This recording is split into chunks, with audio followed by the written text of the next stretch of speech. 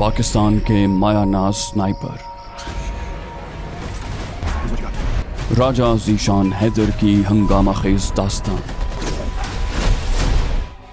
वतन दुश्मनों से नबरदाज़मा राजा ज़ीशान हैदर उर्फ SS और उसके जिगरी यार सरदार खान की मौत की आंखों में आंखें डालकर अपने वतन की बका के लिए जिद्दोजहद। कदम कदम पर सनसनी और असरार के रंग लिए ऐसे वाक़यात कि सुनने वालों के सांस थम जाएं। स्नाइपर और स्पॉटर के बाद हाजिर खिदमत है इसी सिलसिले की नई कड़ी, स्नाइपर का तीसरा हिस्सा, शूटर। आपके लिए पेश खिदमत हैं नए हंगामे, पुरानी दुश्मनियाँ, एडवेंचर, एक्शन और वतन के लिए जान कुर्बान करने का अज़्म रखने वाले सरफरोशों की दास्तान। रियाज आकिब कोहलर के कलम से निकला एक लाजवाल किरदार।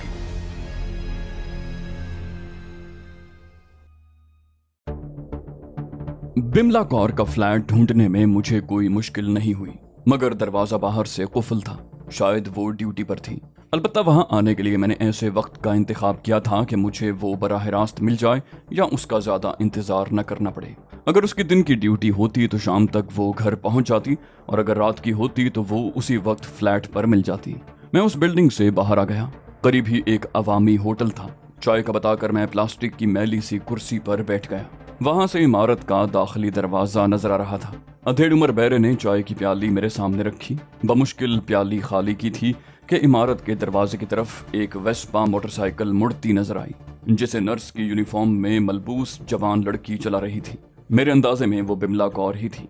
मैंने प्याली के नीचे 20 का नोट रखा और कई मंजिला इमारत के दाखिली दरवाजे की तरफ बढ़ गया। बिमला कौर का फ्लैट दूसरी मंजिल पर था। दरवाजे पर पहुंचकर मैंने घंटी का बटन दबाया। फौरन ही दरवाजा खुल गया। वो अब तक यूनिफॉर्म में ही थी। शायद लम्हा भर पहले ही अंदर दाखिल हुई थी। वो छरेरे बदन की म्याना कामत लड़की थी। उम्र 25-26 साल से ज्यादा न होगी। हल्की सांवली खिलती हुई रंगत, मोटी स्याह आंखें, कदरे चौड़ी नाक जो उसके गोल चेहरे पर बहुत भली लग रही थी, सुनहरे बाल जो बमुश्किल कंधों को छू रहे थे। उसने हैरानी भरे लहजे में अपनी मोटी आंखें मजीद फैलाईं। मैंने मतलूबा कोड कहा, पुष्पा कुमारी को मिलना है। वो जरा भी न चौंकी, फौरन से बोली, वो तो यहाँ नहीं होती। मैंने कहा, दिलावर का पैगाम लाया था, अगर मुमकिन हो तो ये संदेशा उस तक पहुंचा देना। उसने नफी में सर हिलाया। बोली, पुष्पा से राब्ता वगैरह कोई नहीं है, अलबत्ता तबीयत है तो चाय पिला सकती हूँ। मैंने कहा, धन्यवाद, मैं बस एक गिलास पानी पी लूंगा। वो बोली, आ जाएं। दाएं बाएं का जायजा लेकर वो दरवाजे से हट गई। मैंने बेझिझक कदम अंदर धर दिए। दरवाजा कुंडी करके उसने सोफे की तरफ इशारा किया, तशरीफ रखें। मैंने नशिस्त संभाल ली। वो दूसरे सोफे पर तशरीफ टेकते हुए मुद्दे पर आई। मैंने डीनो का कोड नाम बताते हुए कहा, कैदी नंबर 113 को छुड़ाने आया हूँ। उसने पूछा, अकेले हो या कोई मददगार भी है? मैंने इत्मीनान से कहा, अकेला हूँ। वो मायूसी से बोली, शायद ये काफी ना हो। मैं मुताज्जिब हुआ, समझा नहीं। गहरा सांस लेते हुए उसने लम्हा भर सोचा, क्या क्या कर सकते हो? मेरा मतलब लड़ाई भिड़ाई, हथियारों का इस्तेमाल, कोई खूबी? मैं मुतबस्सम हुआ, कहा, नौकरी का इंटरव्यू देने नहीं आया बीबी, मुझे कैदी नंबर 113 के बारे में मालूमात चाहिए, बाकी मेरा अपना काम है। वो मुझे खोजती नजरों से घूरते हुए बोली, शायद पहली बार किसी मिशन पर आए हो। मैं अचंभे से बोला, ये सवाल है या तबसरा? उसने बेपरवाही से कंधे उचकाए, बोली, अंदाजा है। मैंने मुंह बनाया, कहा, मेरी तस्वीर खींच लो, बाद में क़ियाफ़ा शनासी करते रहना, फिलहाल काम की बात करते हैं। वो बोली, तय हुआ था कि कैदी नंबर 113 की रिहाई को हम तुम्हारी मदद करेंगे, बदले में कैदी नंबर 5 को छुड़ाने में तुम हमारा साथ दोगे। मैंने कहा, और अगर मेरी दिलचस्पी फकत मालूमात के हुसूल में हो? वो मोतरिज़ हुई, बोली, हमें एक दूसरे के मफादात का ख्याल रखना पड़ेगा। मैंने राय दी, मेरे ख्याल में अलहदा काम करने में हमारी बका पोशीदा है। वो कदरे बरहमी से बोली, हम मजाकरात नहीं कर रहे, ये फैसला बड़े कर चुके हैं। मैंने कहा, मैं सरहद पार से आया हूँ, यहाँ के किसी बड़े से वाकिफ हूँ और ना उनके अहकामात का पाबंद हूँ। मुझे फकत ये बताया गया था कि बिमला कौर उर्फ पुष्पा कुमारी से मुझे अपने हदफ के मुतालिक जरूरी मालूमात मिल जाएंगी। वो इत्मीनान से बोली, मुझे इसके बरक्स हिदायत मिली हैं, तो बेहतर होगा मुझे एक दिन दो, ताकि तस्दीक कर लूं कि हतमी मंसूबा क्या है। मैंने झल्लाते हुए कहा, तुम बस मेरा वक्त जाया कर रही हो। वो बोली, मिस्टर, मैं तुम्हें नहीं जानती और जिनसे वाकिफ हूँ उनसे मशवरा किए बगैर फैसला नहीं कर सकती। तो तुम्हारा तशरीफ ले जाना मुनासिब रहेगा। मैं होंठ भींचते हुए खड़ा हो गया। वो मुझे रुखसत करने दरवाजे तक नहीं आई थी। न मैंने रस्मी कलिमात कहने की जरूरत महसूस की। मुलाकात निहायत मायूस कुन रही थी। विश्वास सिंह रात के खाने पर शिद्दत से मेरा मुंतजिर था। उसे मैंने बिमला के मुतालिक तो कुछ नहीं बताया, अलबत्ता ये जरूर कहा था कि एक खबरी को मिलने जा रहा हूँ। खाने की इब्तिदा के साथ ही उसने इस्तिफसार शुरू कर दिया, कैसा रहा? मैंने हकीकत बयान की, कोई खास पेशरफ्त नहीं हुई। उसने खुशखबरी सुनाई, मेरे खास आदमियों ने अपना काम शुरू कर दिया है।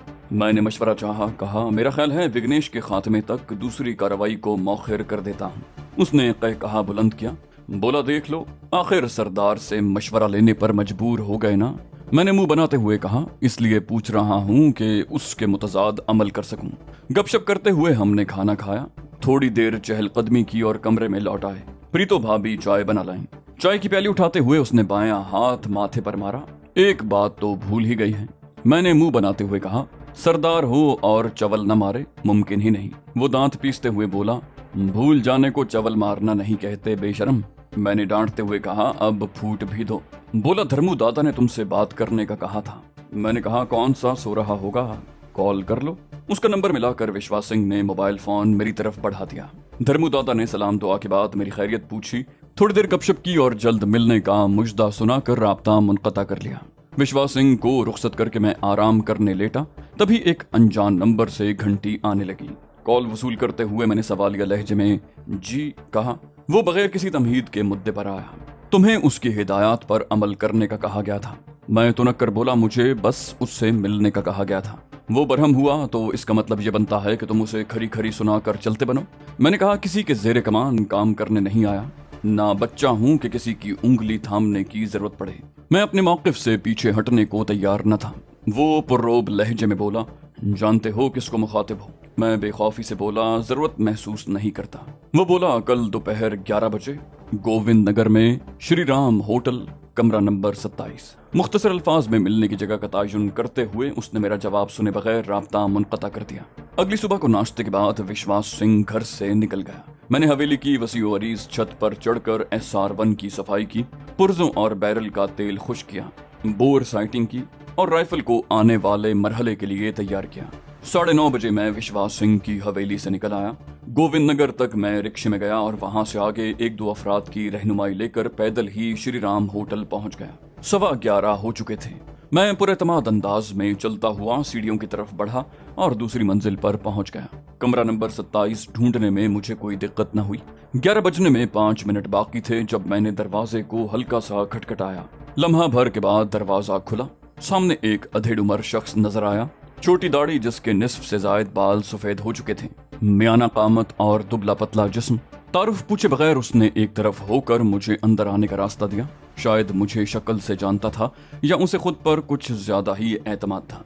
सोफे पर नशिस्त संभालते हुए उसने हाथ के इशारे से मुझे भी बैठने का कहा। मैं खामोशी से दूसरे सोफे पर टिक गया। उसी वक्त दरवाजे पर दस्तक हुई। मेरे आसाब तन गए, मगर वो इत्मीनान भरे अंदाज में बोला, आ जाओ, दरवाजा खुला है। वेटर ट्रे में चाय के बर्तन और खाने के लवाजमात लिए अंदर आ गया। लकड़ी की मेज पर ट्रे रख कर वो खामोशी से मुड़ गया। वो बोला, दरवाजा बंद कर दो। मैं दरवाजा कुंडी करके अपनी जगह बैठ गया। उसने केतली से 2 प्यालियां भरकर एक प्याली मेरी तरफ खिसका दी। मैं खामोशी से चाय पीने लगा। खाने की अशिया की तरफ हम दोनों ने हाथ नहीं बढ़ाया था। प्याली खाली करके उसने सोफे से पुश्त टेकी और बगैर किसी तमहीद के बराह रास्त मुद्दे पर आया। कबाहत क्या है? उसके लहजे में दुरुस्ती या बरहमी की बजाय कुछ जानने की तमन्ना छुपी थी। मैं साफ गोई से बोला, सिर्फ डीनों को आजाद कराने आया हूँ। दूसरों की तहरीक आजादी के कैदी मेरे लिए कोई अहमियत नहीं रखते। उसने दलील दी। बोला, तो उनके लिए भी तुम्हारे कैदी की कोई अहमियत नहीं है, मगर वो साथ दे रहे हैं। मैं मुसर हुआ, मुझे सिर्फ मालूमात दरकार है। वो बोला, हमारे पास जारहाना कार्रवाई करने वाले सिरे से नापैद हैं। तुम अकेले तो कैदी नंबर 113 को नहीं छुड़ा सकते। मैंने बेपरवाही से कंधे उचकाए, बंदोबस्त कर लूंगा। वो तदब्बुर से बोला, विश्वास सिंह या धर्मू दादा इस काम में कभी मददगार नहीं बनेंगे, क्योंकि भांडा फूटने पर राह उनकी जड़ें उखाड़ फेंकेगी। और बिलफर्ज तुम्हारी दोस्ती की वजह से वो ना आकिबत अंदेशी पर उतर भी आए तो क्या तुम्हें अपने मुखलिस दोस्तों का सफाया मंजूर होगा? मैं मुतबस्सम हुआ, कहा, मुंबई में किराए के टट्टू कसीर तादाद में दस्तयाब हैं।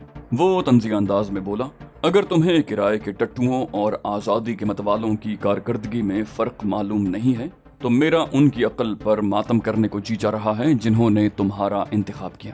میں بے نیازی سے بولا سر شاید انہیں مجھ پر بھروسہ ہو۔ تکرار ختم کرتے ہوئے اس نے تصدیق چاہی تو تم اپنی مرضی کرو گے؟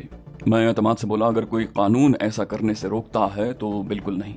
وہ بولا تم میرے زیر کمان نہیں ہو اور میری ذمہ داری تمہیں مطلوبہ معلومات فراہم کرنا ہے، باقی سمجھانا اور مشورہ دینا میرا فرض تھا، ماننا نہ ماننا تمہاری ثوابدید پر ہے۔ میں نے کہا شکریہ، اب اگر مطلوبہ معلومات مل جاتی تو میرا وقت بچ جاتا۔ اس نے معنی خیز انداز میں پوچھا ویسے تم جانتے ہو قیدی نمبر 5 کون ہے؟ میں نے کہا ضرورت محسوس نہیں کرتا۔ میں پیالی میں مزید چائے انڈیلنے لگا۔ چائے کافی اچھی بنی ہوئی تھی۔ اس نے انکشاف کیا، اس کا نام سنیتا جیسوال ہے، را کی میجر تھی، مگر ایک پاکستانی جاسوس کی مدد کرنے کے جرم میں زیر عتاب ہے۔ چائے کی پیالی میرے ہاتھ سے گرتے گرتے بچی، میرے ہونٹوں سے احمقانہ انداز میں نکلا کیا مطلب؟ وہ طنزیہ انداز میں بولا میرا خیال ہے اس میں نہ سمجھنے والی تو کوئی بات نہیں۔ میں متعجب ہوا، را کی میجر کا تحریک خالصتان سے کیا واسطہ؟ میرے میزبان نے وضاحت کی، آزادی کی قیمت پر وہ بہت سے راز بتانے کو تیار ہیں اور ہمارے دوست ان رازوں کے حصول کے لیے کچھ بھی کر سکتے ہیں۔ میں نے الجھن ظاہر کرتے ہوئے کہا وہ خود کافی تگڑے ہیں تو ہماری مدد کے حصول کے لیے کیوں مصر ہیں؟ وہ معنی خیز تبسم سے بولا انہیں ایک منجھے ہوئے پیشہ ور سنائپر کی ضرورت ہے اور ایس ایس سے بہتر انتخاب کیا ہو سکتا ہے؟ میں شاکی ہوا، میرے بارے میں انہیں آپ نے بتایا ہے؟ وہ بولا صرف اتنا بتایا ہے کہ تم سنائپر ہو، باقی انہیں کچھ معلوم نہیں، ورنہ پشپا کماری فوراً سنیتا جیسوال کا نام لے کر تمہیں راضی کرنے کی کوشش کرتی۔ پشپا کماری بملا کور کا خفیہ نام تھا جو وہ میدان عمل میں استعمال کرتی تھی۔ جاسوس، مجاہد اور دہشت گرد وغیرہ میدان عمل میں نقلی ناموں ہی سے مشہور ہوتے ہیں، کیونکہ اصل نام سامنے آنے پر ان سے منسلک رشتے بھی منظر عام پر آ جاتے ہیں اور انہیں بلیک میل کرنا آسان ہو جاتا ہے۔ میں ہتھیار ڈالتے ہوئے بولا 2 دن مصروف ہوں، انشاءاللہ تیسرے دن پشپا کماری کو ملنے جاؤں گا۔ وہ مسکرایا، بولا ضرور شکریہ کہتا اگر تم نے ممتا جیسوال کا نام جانے بغیر حامی بھری ہوتی۔ میں پھیکے سے تبسم سے بولا سچ تو یہ ہے کہ ممتا دیدی کی رہائی بھی میرے مشن کا حصہ تھی۔ اس کے لہجے میں حیرانی در آئی۔ ممتا؟ میں نے وضاحت کی سنیتا جیسوال میرے لیے ممتا دیدی ہیں، بہت زیادہ قابل احترام، معزز اور لائق عقیدت، مجھے چھوٹا بھائی کہتی ہی نہیں سمجھتی بھی ہیں۔ اس نے لاہ عمل طے کرتے ہوئے کہا میں پشپا کماری کو ترسوں شام کی ملاقات کا بتا دیتا ہوں۔ میں نے صاف گوئی سے کہا اگر کام ختم کر پایا تو پہنچنے کی کوشش کروں گا۔ وہ ترمیم کرتے ہوئے بولا کام ختم کرتے ہی میرے نمبر پر پیغام بھیج دینا۔ میں متفق ہوتے ہوئے بولا یہ بہتر رہے گا۔ اس نے خیال ظاہر کیا، بولا مجھے لگتا ہے وگنیش کے خاتمے پر تم ایکسپوز ہو جاؤ گے۔ میں نے کہا اگر اس سے پہلے ظاہر ہو گیا تو وگنیش شکلا ہاتھ نہیں آئے گا اور اپنے خاندان کی بقا کے لیے اس کا خاتمہ بہت ضروری ہے۔ یہ کہتے ہوئے میں نے نشست چھوڑ دی۔ وہ بولا ایک ضروری بات، فالتو پھڈوں میں ٹانگ اڑانے کی کوشش نہ کیا کروں۔ میں نے کہا شاید میں نے ایسا کچھ نہیں کیا، معصومیت کے اظہار کے لیے میں نے حیران ہونا ضروری سمجھا۔ وہ مسکرایا، بولا اگر سوچتے ہو مارخور سویا ہوا ہے تو تمہاری سادگی کو خراج تحسین پیش کرنا چاہیے۔ میں نے پھیکے لہجے میں اعتراف کیا، معذرت چاہتا ہوں۔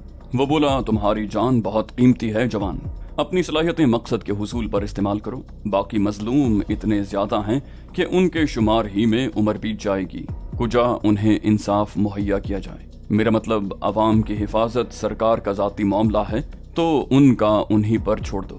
میرے پاس بحث و تکرار کے لیے کئی دلائل تھے، مگر میں نے اس کی نیک نیتی کا خیر مقدم کرتے ہوئے اس بات میں سر ہلایا، کہا آئندہ اپنے خیر خواہوں کو مایوس کرنے کی کوشش نہیں کروں گا۔ میرے زمانی فقرے کو قابل گرفت جانتے ہوئے وہ بولا نہ جانے کس کو خیر خواہ کہہ رہے ہو۔ میں نے کہا خیر خواہ تو خیر خواہوں کو ہی سمجھا جاتا ہے، اور الوداعی مسافہ کرتے ہوئے میں دروازے کی سمت بڑھ گیا۔ وشوا سنگھ کی واپسی شام کو ہوئی تھی۔ تازہ دم ہو کر وہ میرے کمرے میں آ گیا۔ میں مغرب کی نماز پڑھ کر فارغ ہوا تھا۔ نشست سنبھالتے ہوئے اس نے گفتگو کا آغاز کیا۔ بولا تمہارے دوست کی مصروفیات کا اوقات نامہ تو لے آیا ہوں، مگر کام مشکل نظر آ رہا ہے۔ میں وسعت قلبی سے بولا چچا غالب نے کہا ہے مشکلیں مجھ پر پڑی اتنی کہ آسان ہو گئیں، اس لیے کوئی نئی بات کرو۔ وشوا سنگھ ترتیب سے بتانے لگا۔ بولا صبح 9 بجے گھر سے نکلتا ہے، گھنٹے بھر کا فاصلہ طے کر کے اپنے دفتر میں پہنچتا ہے۔ 5 منزلہ عمارت کی آخری منزل پر اس کا دفتر ہے۔ عموماً 3 بجے تک دفتر میں وقت گزارتا ہے، اس کے بعد واپسی ہوتی ہے۔ اس دوران کوئی جگہ بھی ایسی نہیں آتی جہاں وہ بغیر آڑ کے دکھائی دے۔ تقریبات وغیرہ میں خال ہی شرکت کرتا ہے۔ अगर कभी जाना भी हो तो सख्त हिफाजती इंतजामात के साथ शिरकत करता है। बाहर निकलते वक्त बुलेट प्रूफ जैकेट पहनता है। उसकी कार, दफ्तर और ख्वाबगाह की खिड़कियों के शीशे बुलेट प्रूफ हैं। मैंने पूछा दफ्तर से घर के रास्ते में कोई ऐसी जगह जहां उस पर घात लगाई जा सके। उसने नफी में सर हिलाया, बोला उसकी कार इतनी मजबूत है कि IED वगैरह के धमाके को भी झेल सकती है, और अगर कोई शख्स शीशे बंद करके अंदर बैठा हो तो उसे बाहर से नुकसान पहुंचाना करीबन नामुमकिन है। मैंने उम्मीद जाहिर करते हुए कहा, किसी तकरीब वगैरह में जाते वक्त शायद उससे कोई ऐसी गलती सरजद हो जाए जिससे फायदा उठाया जा सके। विश्वास सिंह ने मेरी उम्मीद पर पानी फेरा, बोला उसके लिए पहले तो किसी तकरीब के मुनक्किद होने का इंतजार किया जाएगा। दूसरा, किसी की गलती से तब फायदा उठाया जा सकता है जब गलती के बारे में पेशगी इत्तला हो। मैंने पूछा पार्किंग से दफ्तर तक कितना चल कर जाता है। वो फीके अंदाज में बोला, उसकी जाती कार दफ्तर की इमारत के तहखाने में पार्क होती है। कार से उतरते ही 3 कदम के फासले पर लिफ्ट है जो उसे दफ्तर के दरवाजे तक ले जाती है। लिफ्ट से दफ्तर का दरवाजा 5-6 कदम दूर है। मैंने याद दहानी करवाई, उसके वालिद को घर के लॉन में निशाना बनाया था। विश्वास सिंह बोला, अब ये मुमकिन नहीं रहा। एक तो दीवारें बुलंद कर दी गई हैं, दूसरा वो बाहर भी नहीं निकलता। मैंने आस भरे लहजे में कहा, कोई तरीका तो होगा। उसने हतमी अंदाज में कहा, इंतजार करना पड़ेगा। मैंने नफी में सर हिलाया, कहा इतना वक्त नहीं है, मैं टीनों को मजीद अजियत सहने के लिए नहीं छोड़ सकता। ममता दीदी भी जाने किस हाल में होंगी, और पहले भी बता चुका हूँ, उन्हें छुड़ाने की कोशिश में मेरा मंजरेआम पर आना तय है, और उसके बाद विघ्नेश शुक्ला ने काबू नहीं आना। उसने शिकस्त का ऐलान करते हुए कहा, फिलहाल तो मेरे पास कोई तजवीज नहीं। मैंने मंसूबाबंदी से पहले हदफ का इलाका देखने की ख्वाहिश की। कहा जहां तक मेरा अंदाजा है इसे दफ्तर ही में काबू किया जा सकता है, और इसके लिए एक बार मुझे खुद जायजा लेना होगा। उसने इस बात में सर हिलाया, बोला सुबह चक्कर लगा लेंगे। तो दोस्तों, ये थी हमारी आज की एपिसोड। उम्मीद करते हैं आपको हमारी कहानी पसंद आई होगी। जाने से पहले इस वीडियो को लाइक कीजिए और शेयर करना मत भूलिए। कमेंट करके हमें बताइए कि आपको हमारी वीडियो कैसी लगी, और अगर अभी तक आपने इस चैनल को सब्सक्राइब नहीं किया तो इसे सब्सक्राइब कीजिए और बेल आइकन दबाकर ऑल नोटिफिकेशंस ऑन कर लीजिए।